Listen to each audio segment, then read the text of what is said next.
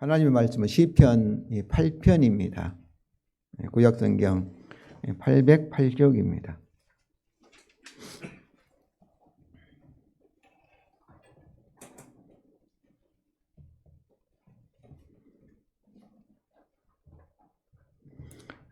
시편 8편 1절부터 9절 말씀입니다. 1절과 이 9절을 이렇게 우리 성도들과 같이 저와 같이 이렇게 읽고요. 그 다음에 이 1절 이렇게 하반절부터 여호와여 우리 주여 주의 이름이 온 땅에 어찌 그리 아름다운지요 여기까지 우리 성도들 같이 읽고 그 다음에 주의 영광과 하늘을 덮었나이다 하고 8절까지를 제가 읽겠습니다. 다 같이 시편 8편을 봉독하겠습니다.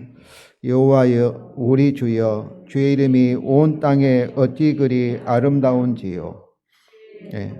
이제 이 부분 제가 읽겠습니다. 주의 영광이 하늘에 덮었나이다. 주의 대적으로 말미암아 어린 아이들과 젖먹이들의 입으로 권능을 세우시며 이런 원수들과 보복자들을 잠잠케 하려 하심이니이다. 당신의 손가락으로 만드신 당신의 하늘과 당신께서 베풀어 두신 달과 별들을 내가 보오니 사람이 무엇이기에 당신께서 그를 생각하시며 인자가 무엇이기에 당신께서 그를 돌보시나이까. 그를 하나님보다 조금 못하게 하시고 영화와 존귀로 관을 씌우셨나이다. 당신의 손으로 만드신 것을 다스리게 하시고 만물을 그의 발 아래 두셨으니 곧 모든 소와 양과 들짐승이며 공중의 새와 바다의 물고기와 바다길에 다니는 것이니이다. 우리 다 같이 하겠습니다.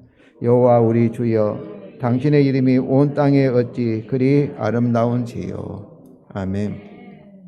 성도 여러분, 울긋불긋 가을 단풍의 절정입니다. 그 많은 분들이 단풍빙을 하고 있죠. 오늘 우리도 예배를 마치고 수원 화성에 가서 단풍을 구경할 예정입니다. 시 8편에는 다윗이 하나님의 이 아름다운 이런 창조세계 작품을 감상하면서 하나님을 당신으로 부르면서 하나님과 대화하면서 하나님의 이름의 아름다움을 찬양을 하고 있습니다. 1절과 9절에서 여호와 우리 주여에서 우리 주여를 제외하고 우리말 성경은 주로 이렇게 번역되었지만은 원문에는 처음부터 끝까지 이 주여를 이 하나님을 가리켜 2인칭 당신으로 번역하고 있습니다. 그러니까 당신의 이름이 당신의 영광이 당신께서 이렇게 되어 있는 것이죠. 바로 이 당신으로 부른다는 것은 뭐겠어요? 하나님과 대화하는 것처럼 마치 하나님이 바로 옆에 보고 있는 것처럼 이렇게 18편은 기록되어 있는 것이죠. 오늘 하나님의 아름다운 솜씨를 구경할 때 우리도 다윗과 같이 하나님과 대화하면서 그리고 하나님께 질문하면서 그리고 하나님의 그 능력과 그 솜씨를 찬양하면서 그리고 우리를 향한 하나님의 애정을 깊이 발견하기를 원합니다. 먼저 18편 9절을 살펴보겠습니다. 18편은 1절부터 9절을 되어 있는데 1절 전반부가 서론이고 9절이 결론입니다. 근데 1절 전반부와 9절이 똑같지요. 같은 말씀으로 되어 있기 때문에 그래서 이 본문이 1절 하반절부터 8절이 본문인들 딱 둘러싸고 있는 구조지요. 이것을 영어로 인클루시오라 이렇게 이제 말하는데 둘러싸고 있는 그런 구조입니다. 이것은 18편이 예배 중에 우리가 방금 18편 읽은 것처럼 1절 전반부와 9절이 우리 회중 성도들이 그것을 합창하고 그리고 1절 하반부터 8절까지를 성도를 대표하는 대표자가 이렇게 화답하는 그런 형식으로 되어 있습니다. 특히 오늘 본문에서 3절과 4절에서 질문을 하고 5절부터 8절까지는 이 다윗이 했던 질문에 대한 대답하는 형식으로 되어 있습니다. 이제 18편 내용을 살펴보겠습니다. 먼저 서론 이제 하나님의 찬양이지요. 우리 다 같이 읽겠습니다. 여호와 우리 주여 주의 이름이 온 땅에 어찌 그리 아름다운지요. 이렇게. 그러니까 1절 전반절에서 이 회중들이 하나님의 창조, 하나님을 뭐라고 이렇게 부르고 있습니까? 여호와 우리 주여. 이렇게. 우리니까 나의 주여 하지 않고 우리 주여니까 우리 회중이 여러분들이 이렇게 부르는 거죠. 근데 공동체 대표인 내가 다윗이 여호와를 향하여 2인칭 대화체인 당신으로 불렀다는 것은 하나님과 공동체가 특별한 이 언약 관계, 부부 관계처럼 남편과 아내 당신이 이렇게 부르지 않습니까? 가까운 특별히 이렇게 연합되었다는 것을 나타냅니다. 여호와라는 단어는 하나님 이름이 엘로힘이 있고 창세기 1장 엘로힘 창조주 하나님을 말하죠. 엘이라는 하나님인데 근데 여호와라고 볼 때는 우리 사람과 관계에서 하나님이 자기의 이름을 계시할 때 여호와라 이렇게 부르고 있습니다.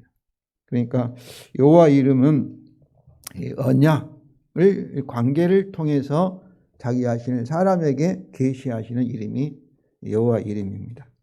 그래서 모세에게 아브라함의 언약의 하나님으로 계시를 하셨는데 출애굽기 3장 15절입니다. 하나님이 또 모세에게 이르시되 너는 이스라엘 자손에게 이같이 이르기를 너의 조상의 하나님. 이 의라는 것은 너희 조상에 속한 하나님, 조상이 소유한 하나님 그런 뜻이죠.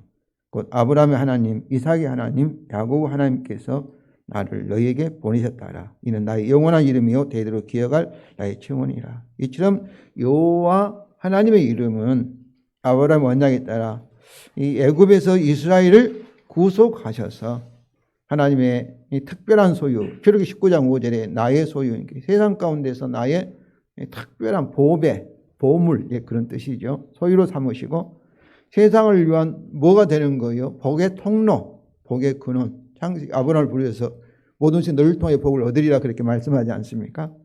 그리고 출애굽기 19장 6절에는 세상을 위한 제사장 나라, 하나님을 세상에 보여주는 중보하는 제사장 나라, 선교하는 나라, 그리고 세상과 구별된 거룩한 백성으로 삼으시고 이 제사장 나라와 거룩한 백성을 하기 위한 조건이 뭐예요? 이거의 조건은 이스라엘과 율법 언약을 맺으신 언약의 하나님이십니다. 그러니까 이스라엘 백성이 그냥 제사장 나라의 역할을 하고 축복의 통로가 되는 것은 조건이 있어요. 그 조건이 뭐겠어요? 율법 언약을 잘 지켜야 하는 거죠. 완성해야 되는 거죠. 근데 이스라엘은 실패하고 누가 마지막 이스라엘로 오신 예수 그리스도가 율법 언약, 더 나아가서 아담이 실패한 창조 언약을 십자가의 죽음을 통해서 다 이루신 줄로 믿습니다. 그러므로 예수 그리스도 십자가의 죽음의 근거에서 저와 여러분 유대인 아니지 않습니까? 이방인 우리까지도 참으로 복음의 언약을 통해서 구원의 복을 받고 영생과 부활을 얻게 되었음을 아시기 바랍니다. 그래서 이스라엘 공동체는 창조주 하나님을 여호와 우리 주여라고 불렀습니다. 그런데 이스라엘 백성은 이 여호와로 기록된 이 문자를 읽을 때 언약을 성취하시는 하나님의 이름 여호와를 너무나 존귀하게 여겨서 두려워해서 경외해서 여호와라고 부르지 못했습니다. 그래서 여호와라는 이 글씨를 보고 뭐라고 부르는 거? 아도나이. 그 음가를 따서 아도나이로 불렀는데, 근데 우리말은 이제 아도나이를 주여, 로드로 이렇게 번역하고 있는 것이죠. 그래서 우리 주여, 주라는 것은 이렇게 나의 주인이다 그런 뜻이지 않습니까? 언약의 여호와는 우리 주인이고 나를 소유한 자이고 우리 주권자, 우리의 왕이시다 그런 의미입니다. 이걸 반대로 생각하면 어떠겠어요? 우리는 그의 종이고 그의 소유물이고 그의 백성이라는 뜻인 거죠. 성도님들, 이런 창조주 하나님의 언약 백성이 하나님의 창조 세계를 보면서 언약 하나님 이름을 찬양합니다. 1절이죠. 여호와 우리 주여 주의 이름이 온 땅에 어찌 그리 아름다운지요. 온 땅에 주의 이름이 다 새겨져 있다. 주의 이름이 풍성하게 드러나 있다. 그런 말씀이죠. 아름답다는 것은 강력하다, 훌륭하다, 탁월하다, 위대하다, 신비하다 어떤 그런 창조세계를 보면 정말 아름답지 않습니까?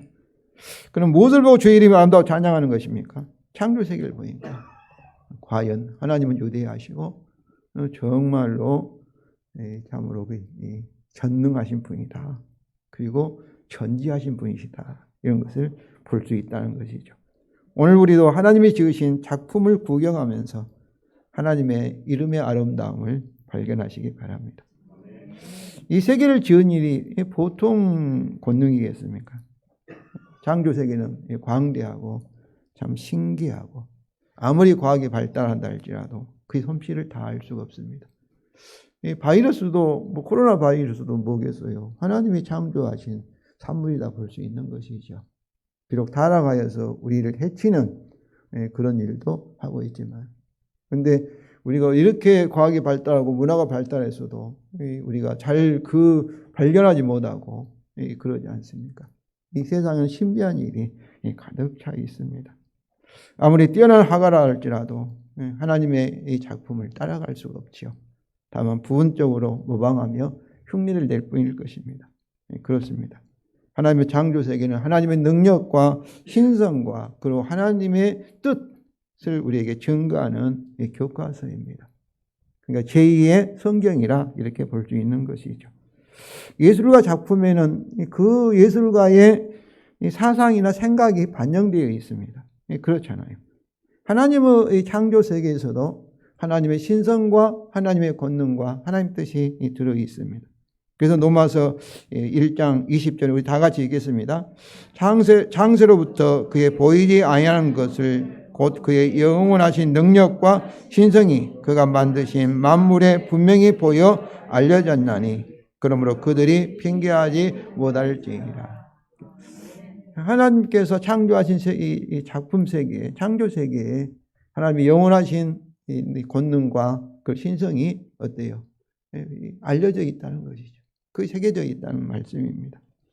그러나 세상 사람들은 이런 이 창조 세계를 통해서 아름답다, 단풍이 참 멋지다 이렇게만 하지 거기서 머물러서 그것을 창조하신 그 단풍이라든지 아름다운 경치의 저자의 그 능력과 영광을 보지를 못합니다. 그들은 이 세계가 우연히 창조되었고 우연히 유지되고 있다. 이렇게 생각을 하는 거죠.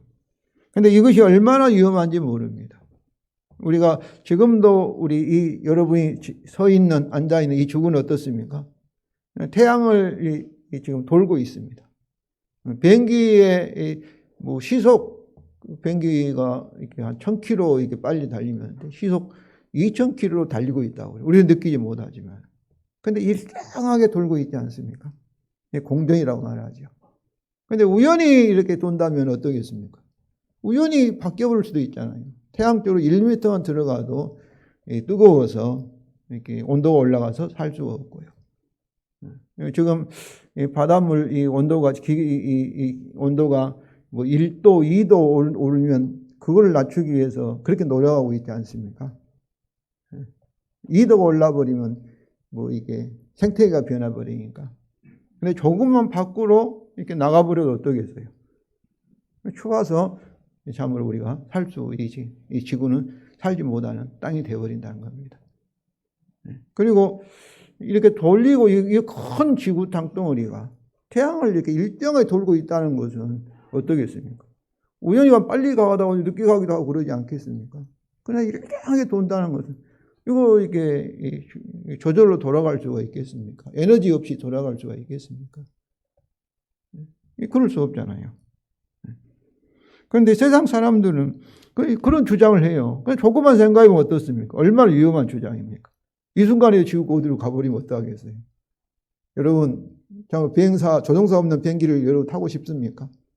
오늘 수원에 가는데 운전수 없는 차를 여러분 타고 싶으세요? 우연히 수원까지 갈 수 있겠습니까?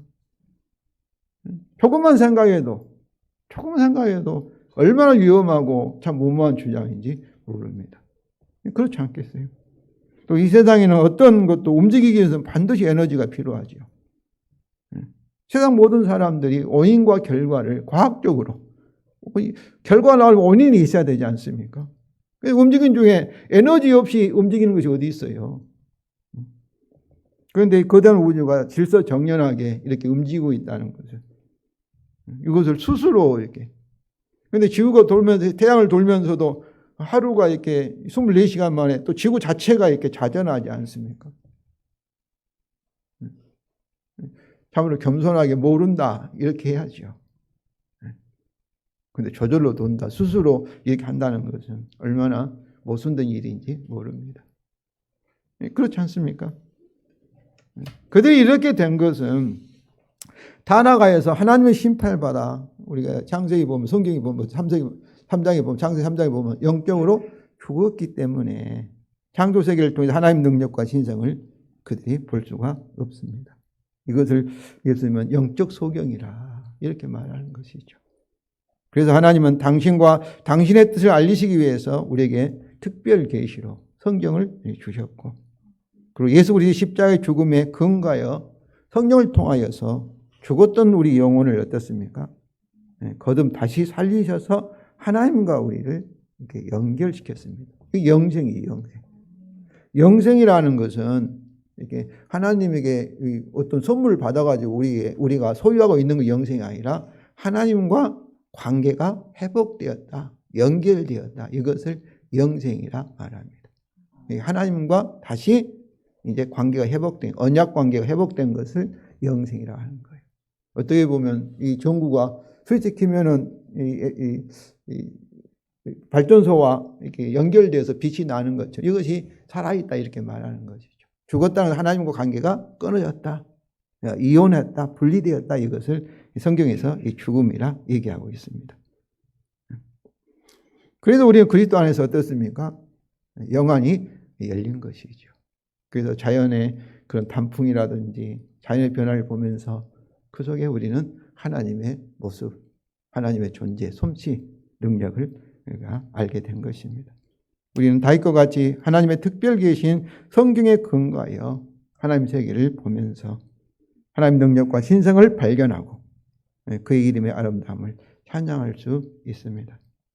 성도 여러분, 오늘 울긋불긋 작은 단풍잎 하나에서도 하나님의 신성과 능력을 발견하시고 그의 이름의 아름다움을 찬양하시기 바랍니다. 오늘뿐만 아니라 아름다운 그 풍치, 경치를 볼 때마다 항상 그 아름다움 넘어서 계시는 하나님의 솜씨, 하나님의 능력, 하나님의 뜻을 꼭 여러분이 발견하시기 바랍니다. 이제 18편 본문을 살펴보겠습니다.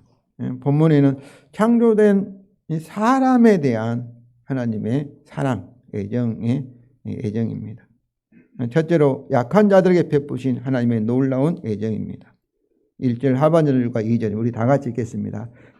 주의 영광이 하늘을 덮었나이다. 주의 대적으로 말미암아 어린 아이들과 젖먹이들의 입으로 권능을 세우심이며 이는 온수들과 보복자들을 잠잠하게 하려 하심이니이다.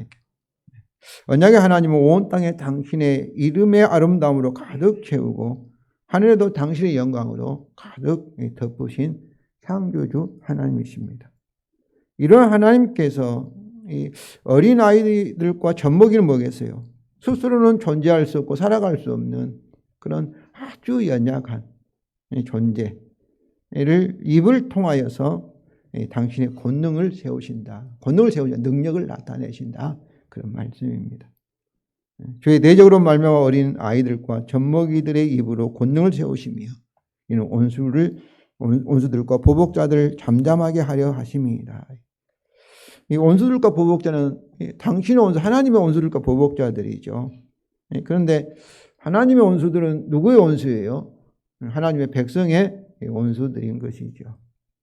그러니까 여러분의 온수는 하나님의 온수. 왜 그렇습니까? 하나님 우리가 언약관계, 하나님 우리가 하나가 되었기 때문입니다. 이 온수들과 보복자는 복수하는 사람들이죠. 보복자들은 이런 하나님의 이 창조세계에 나타난 하나님의 신성과 영광과 능력을 그들은 보면서도 하나님을 알지 못하고 대적한다는 하나님을 부인하는 것이죠. 그래서 그들은 스스로 존재하고 스스로 살아갈 수 있다고 생각하기 때문에 교만한 것입니다. 이게 하나님이 스스로 존재하신 분이잖아요. 자기들도 스스로 살아갈 수 있다. 이렇게 생각하는 것이죠. 반면에 어린아이들과 젖먹이들은 어떻습니까? 갓 태어난 아이는 스스로 살아갈 수 없지요. 누구에 살아가냐? 엄마에 의해서 살아가잖아요. 스스로 세상에 나오지도 않았어요. 엄마에 의해서, 부모에 의해서 그들은 세상에 존재하게 되었고 스스로 살아갈 수 없는데 전적으로 부모를 의지해서 살아가는 존재입니다. 그렇잖아요. 가나이가 스스로 밥도 먹을 수 없잖아요. 화장실 갈 때도 그냥 엄마가, 부모가 밥도 먹여주고 그러잖아요. 그러면 여기 어린 아이들과 젖먹이들은 스스로 존재할 수 없고 스스로 살아갈 수 없는 뭐예요? 우리 피조물이죠. 그러니까 저와 여러분은 어린 아이 하나님 앞에서는, 창조주 앞에서는 스스로 존재할 수 없고 스스로 살아갈 수 없는 존재라는 거예요. 그래서 피조물이에요. 피조물. 이 전구가 어떻습니까? 스스로 빛을 낼 수 있습니까? 반드시 전구를 만든 사람의 스위치를 켰을 때, 그리고 이 발전소를 통해서 전기를 만들었을 때 전구는 이렇게 빛을 낼 수가 있는 거예요. 기능을 할 수 있는 것이죠. 세상에 만들어진 물건은 다 그렇습니다. 우리 사람도 마찬가지예요. 자동차도 스스로 막 가지 않지요. 사람에서 시동을 걸고 그리고 운전을 할 때 그래서 이 자동차가 기능을 발휘하는 것이죠. 그리고 사람도 세상에 만든 자동차나 이런 마이크나 세상에 있는 물건과 다 비슷합니다. 다만 차이점은 사람은 하나님 형상으로 창조되었기 때문에 스스로 결정하고 선택할 수 있는 자율의지를 가지고 있는 것뿐이에요. 그러니까 이 세상에 만들어진 이 물건과 같으면서 동시에 그들과 차이점은 그들에게는 스스로 선택할 수 있는 자유의지가 없고, 우리 사람은 물건과 다른 것은 선택할 수 있는 자유의지가 있는 것, 이것이 차이점입니다. 같으면서 동시에 다른 거예요. 그러나 피조라는 것은 스스로 살 수 없고 스스로 존재할 수 없다는 점에는 같아요. 우리 사람은 어린아이와 젖먹이는 바로 우리가 피조물로서 창조주 하나님을 절대 의존하여 사는, 믿음으로 사는 사람들이라는 것을 상징합니다. 그러니까 믿음이 필요하냐면은 피조물이니까 필요한 거예요. 스스로 살 수 없으니까. 가난한 아이와 젖먹이는 뭐로 사는 거예요? 부모를 믿음으로 사는 거예요. 그들은. 믿음이라는 것은 왜 우리 성경에서 믿음을 강조하냐면은 하나님이 창조주시고 우리는 피조물로서, 다시 말하면 하나님을 의지해서 살아가는 존재로 저와 여러분이 창조되었기 때문에 우리에게 믿음이 필요한 것입니다. 이 세상에는 믿음이 없는 사람은 없어요. 믿지 않는 사람들도 다 믿음으로 살아요. 우리와 차이점은 뭐겠습니까? 그 믿음의 내용이 틀려요. 그들은 자신을 믿는다. 스스로 자신을 믿지 않습니까? 자기 돈을 믿고, 자기 능력을 믿고, 자기 경험을 믿고, 뭐 다른 사람이 이렇게. 그런데 저와 여러분은 돈을 믿으면 우상이지 않습니까? 우리는 누구를 믿는 거예요? 하나님을 믿는 거죠. 우리의 나를 위해서 하나님의 아들이 세상을 위해서 나를 위해 십자가에서 내 대신 언약에 따라 심판을 받으시고, 그리고 이렇게 우리의 주가 되어서, 우리의 목자가 되어서 우리 구원을 책임지신 주님을 우리가 의지하고 믿음을 사는 거예요. 그러니까 이 세상에 불신자가 없어요, 여러분. 믿음의 내용이 틀려요. 그러니까 그들은, 세상 사람들은 자기들은 이성적으로 이렇게 판단해서 과학적으로 이성적으로 한다는데, 그리고 우리는 믿음을 하니까 무조건 막 무식하게 사는 것처럼 생각하는데, 알고 보면 우리도 이성적으로, 합리적으로, 그들도 믿음을 살고 우리도 믿음을 사는데 믿음의 내용이 다르다는 것을 여러분 아시기를 바랍니다. 그래서 예수님도 뭐 어땠어요? 어린아이를 예를 들어서 제자들에게 말씀하셨습니다. 마태복음 18장 2절과 4절입니다. 예수께서 한 어린아이를 불러 그들 가운데 세우시고 이르시되 진실로 너희에게 이르노니 너희가 돌이켜 어린아이들과 같이 되지 아니하면 결단코 천국에 들어가지 못하리라. 그러면 누구든지 이 어린아이 같이 자기를 낮추는 사람이 천국에 건자니라. 이 말씀은 어떤 말씀이에요? 스스로 살지 말고, 스스로 사는 건 교만이죠. 스스로 자기를 부인하고 피조물인 걸 알고 철저하게 어린아이가 부모를 의지해서 믿음으로 사는 것처럼 하나님 아버지를 의지해서 믿음으로 사는 자만이 천국에 갈 수 있고 그런 자만이 천국의 큰 자 하나님의 인정을 받을 수 있다. 이렇게 말씀하는 것입니다. 그러므로 하나님은 어린아이와 젖먹이와 같이 자기를 부인하고 하나님을 절대 의지하는 믿음의 사람의 입으로 그의 권능을 세우셔서 그의 원수들과 보복자들의 입을 막으시고 부끄럽게 하십니다. 성도 여러분, 우리가 믿음의 선한 싸움인데 이 싸움은 뭐로 하는 거예요? 우리의 힘으로 하는 것이 아니라 지혜로 하는 거예요. 뭘 하는 거예요? 믿음으로 하는 거예요. 믿음의 선한 싸움. 선한 싸움은 믿음으로 하면 반드시 우리에게 승리가 이루어지기 때문에 성도 여러분, 이 싸움은 선한 싸움인 것을 아시기 바랍니다. 어린아이와 젖먹이에게 무슨 능력이 있겠습니까? 어린아이와 젖먹이 힘으로 대적자들을 잠잠케 하는 것은 불가능하죠. 그렇지 않습니까? 하나님은 그들의 힘으로서가 아니라 그들의 입으로 하나님의 권능을 세우십니다. 입으로 권능을 세우신다는 것은 뭐겠어요? 믿음으로. 하나님을 의지해서 하나님의 주되심을 인정하고 믿고 하나님을 찬양하는 것입니다. 다시 말하면 하나님을 믿는 모든 행위를 이제 입으로 그런 말씀이죠. 믿음으로. 성도님은 이것이 하나님이 일하시는 방법입니다. 이것이 하나님의 권능을 세우시는 방법입니다. 로마 1장 16절입니다. 이 복음은 모든 믿는 자에게 구원을 주시는 하나님의 능력이 됩니다. 에베소 1장 19절에도 그의 능력에 믿는 우리에게 베푸신 그의 능력이 얼마나 큰지를 너희가 알기를 원하노라 이렇게 기도하지 않습니까? 믿음입니다. 믿음. 저는 우리 선교사님들도 믿음의 선교 베이스 미션이고 저도 우리 교회도 믿음으로 목회한다고 생각합니다. 믿음이에요. 우리 스스로 막 능력으로 우리 능력으로 막 우리 열심히 그게 바벨탑이에요. 잘 살아보세요 이런 구호가 나쁜 거 아니에요. 바벨탑이 잘 살아보자고 한 거 아닙니까? 다 뭉쳐서 똘똘 뭉쳐 하나가 되어가지고 잘 살아보자. 성공해보자. 그 나쁜 세상적으로 보면 나쁜 거 아니잖아요. 근데 하나님이 보실 때는 그건 교만이 스스로 하는 거니까. 그래서 하나님은 심판하셨습니다. 성도 여러분 자기를 부인하고 하나님 의지하는 믿음을 할 때 우리를 통해서 언제나 우리를 통해서 강한 자를 부끄럽게 하신다는 것을 꼭 기억하시기 바랍니다. 이제 수사학적인 질문에 의한 사람이나 하나님의 놀라운 예정입니다. 3절과 4절입니다. 주의 성곽으로 만드신 주의 하늘과 주께서 베풀어 두신 달과 별들을 내가 보니 사람이 무엇이기에 주께서 그를 생각하시며 인자가 무엇이기에 주께서 그를 돌보시나이까. 여기서는 다윗은 하나님이 만드신 하늘 별과 이 달들을 보면서 사람이 되어 4절 같은 질문을 합니다. 4절 다 같이 읽겠습니다. 사람이 무엇이기에 주께서 그를 생각하시며 인자가 무엇이기에 주께서 그를 돌보시나이까. 저는 이것이 우리가 단풍 구경할 때 하나님의 경치를 구경할 때 이런 질문이 필요하다고 생각합니다. 하늘 보고 정말 굉장하다 신비하다 하고 끝나는 것이 아니라 그거를 보면서 다윗은 어떤 거예요? 자기 자신에 대해서 사람에 대해서 우리에 대해서 질문을 합니다.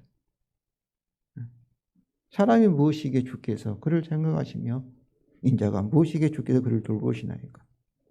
이것은 하나님의 지극히 보잘것없는 사람을 어떻게 그리고 왜 귀히 여기시며 돌보시는가 사랑하시는가 관심을 나타내시는가에 대한 질문입니다.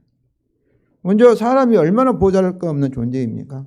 사람을 가리키는 두 개의 단어가 있는데 첫째는 사람이라는 단어이고 그다음에 인자라는 단어입니다. 사람이라는 단어 에노시라는 히브리어인데 깨지기 쉬운 존재, 부패하기 쉬운 존재, 나가 떨어져 쉬운 존재, 질그릇고 이게 고린도후서 4장 7절에 질그릇이 탁 떨어지면 쨍그하고 깨져버리는 그런 그릇이죠. 이처럼 깨지기 쉽고 부패하기 쉬우면 날아가기 쉬운 존재가 뭐라는 거예요? 사람의 본질이라는 거예요. 우리가 황소처럼 코끼리처럼 힘이 센 것도 아니고 사자처럼 싸우는 것도 아니고 뭐 이렇게 달리기 잘한 것도 아니고 나무에 뭐 원숭이처럼 올라갔다고 저는 진화론이면 제가 이 진화론자들은 뭐 뱀에서 사람이 돼가지고 새가 되고 사람이 됐다 하지 않습니까? 그런데 그들 주장이 맞다면은 참 안타까운 것은 얘 날개를 우리가 천사처럼 날개에 있으면 얼마나 좋을까요? 진화라는 것은 필요 없는 것은 사라져버리고 필요한 것은 막 이렇게 발전된다는 진화에 올리잖아요. 좋은 것은 계속 발전해야 된다는 것이 진화에 올리잖아요.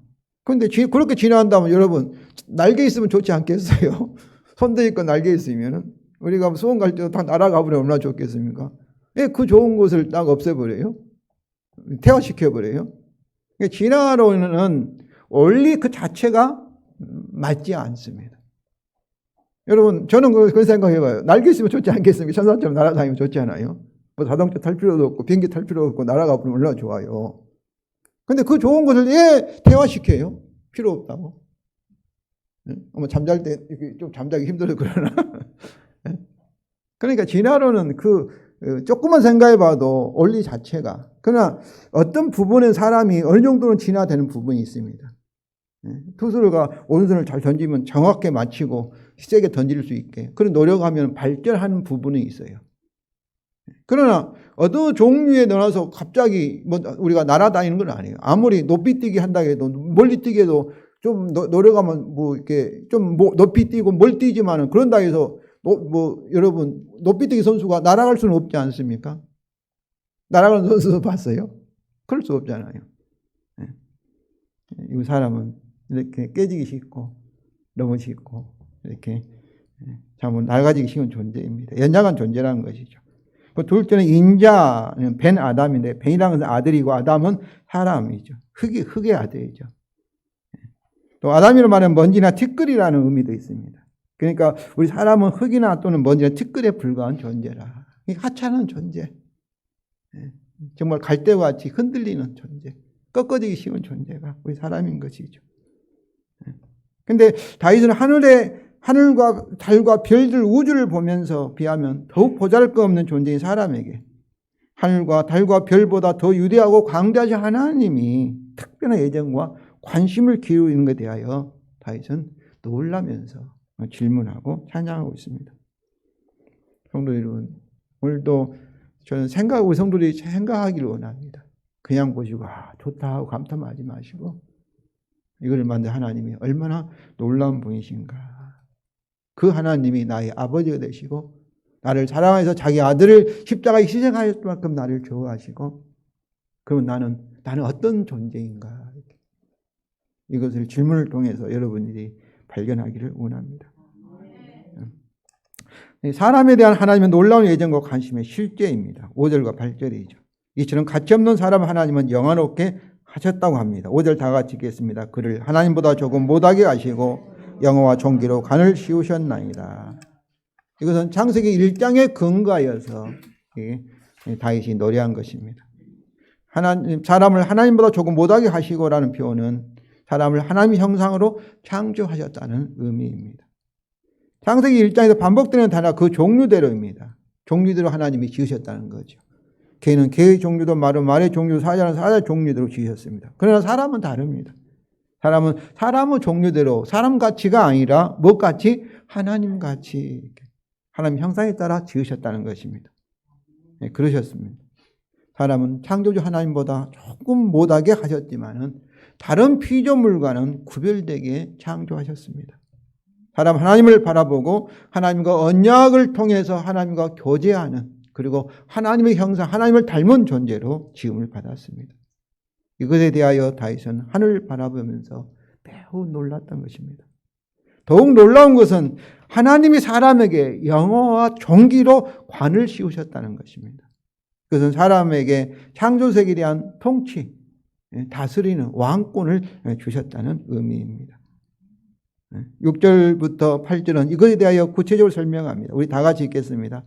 주의 손으로 만드신 것을 다스리게 하시고 만물을 그의 발 아래 두셨으니 그 모든 소와 양과 들짐승이며 공중의 새와 바다의 물고기와 바닷길에 다니는 것이니이다. 그렇습니다. 하나님이 지으신 모든 세계에 대해서 하나님을 대신하여서 다스리는 통치하는 지배자. 그 왕으로 우리 사람을 삼으신 것입니다.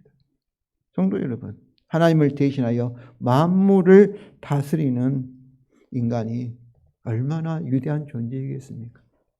얼마나 대단한 사람이겠습니까? 이것은 사람에 대한 하나님의 놀라운 사랑입니다. 하나님은 당신의 형상으로 사람을 지으시고 얼마나 사랑했는지 모릅니다. 우리가 사랑하는 사람을 보면 어떻습니까? 아들과 딸 보면 보고 싶잖아요. 우리 자녀들은 자꾸 전화하고 관심 가지면 귀찮아 합니다.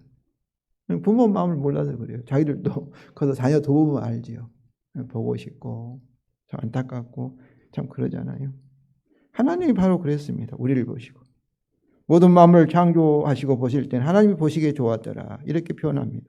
그럼 마지막으로 사람을 창조하시고 그 사람을 보실 때는 보시기에 힘이 좋았더라 하셨습니다. 어떤 만물보다 사람을 지었을 때 하나님이 가장 기쁨이 넘쳤다는 것입니다. 그렇다면 성도 여러분, 하나님의 창조세가 아무리 아름답고 신기롭고 웅장하게 보이지만 그러나 사람보다 더 아름답다고 할 수 없을 것입니다. 어떤 아름다운 창조세계보다 사람이 하나님의 특별한 예정과 관심의 대상이기 때문입니다. 특히 하나님의 구속을 받는 저와 여러분은 더욱 그렇습니다. 에베소 2장 10절입니다. 우리는 그가 만드신 바라. 이 만드신 바 이 말은 그의 걸작품, 포이에바 그런 뜻입니다. 하나님의 걸작품으로서 모든 피조물이 되어 당당한 자존심을 가지시기 바랍니다. 지금은 땅 한 평 없고 집 한 채 가지고 왔는 가난하게 세상을 산다 할지라도 온 우주가 누구 것입니까? 우리 것입니다. 이 고장난 세계가 아니라 하나님의 창조 목적이 완성된 죽음도 없고 모순도 없고 저주가 없고 제약도 없고 늙어감도 없고 썩어짐도 없는 그 새하늘 새 땅이 우리를 위해서 준비되고 있다는 것을 여러분 아시기를 바랍니다. 이 세상은 잠깐입니다. 저 같은 경우도 살면 얼마나 살겠어요? 지금 64세, 네. 10년 살면 74세, 20년 살면 84세, 80세 되면 이 땅을 떠나지 않습니까? 죽음을 이제 항상 바라보고 있는데, 기껏 해봤자 얼마나 살겠습니까? 길어봤자 100년이지 않겠습니까? 잠깐입니다. 하루살이 같은 인생입니다. 땅에 보이는 눈에 보이는 것에 마음을 빼앗기지 마시고 전도서에서 우리 부목사님 설교한 것처럼 보이지 않는 영원한 세계를 여러분 바라보시고 이 세상은 나그네로 잠깐 왔다 가는 하숙생이다. 여행자다. 순례자다. 이렇게 생각하시면서 여러분 세상에 대하여 모순된 세상에 대하여 기분 안 좋을 때 있죠. 당당하게 부자 앞에서도 권세자 앞에서도 우리 예수 믿는 사람은 당당함을 가졌으면 좋겠습니다. 자존감입니다. 하나님 아들로서 만물의 영장으로서 자존감을 가지시기 바랍니다. 다시 3절부터 5절을 읽겠습니다. 주의 손으로 만드신 주의 하늘과 주께서 베풀어 두신 달과 별들 내가 보오니 사람이 무엇이기에 주께서 그를 생각하시며 인자가 무엇이기에 주께서 그를 돌보시나이까. 그를 하나님보다 조금 못하게 하시고 영화와 종기로 간을 씌우셨나이다. 18편 결론입니다. 역시 하나님의 찬양입니다. 여호와 우리지여 당신의 이름이 온 땅에 어찌 그리 아름다운지요. 여기서는 단지 하나님의 창조 세계를 통한 그 이름에 대한 찬양만이 아닙니다. 이 찬양에는 이미 4절부터 2절부터 8절에 들어있는 내용처럼 우리 사람에 대한 저와 여러분에 대한 하나님의 놀라운 사랑과 관심과 애정도 포함되어 있습니다. 그렇지 않겠어요? 성도 여러분, 우리는 18편을 통해서 다윗이 하나님의 창조 세계를 보면서 그리고 단풍 구경을 하면서 하나님과 대화하며 또 하나님께 질문하며 그리고 하나님의 그 영광과 그 이름의 아름다움을 찬양하는 것을 살펴보았습니다. 오늘도 하나님의 창조 세계의 단풍을 구경하면서 하나님과 대화를 하시고 그리고 그의 창조의 절정인 우리 사람에 대한 우리 자신에 대한 하나님의 애정과 아름다움을 선하심을 진심으로 느끼시고 그래서 우리 마음 중심에서 하나님을 찬양하는 시간을 보내시기를 주님의 이름으로 부탁을 드립니다.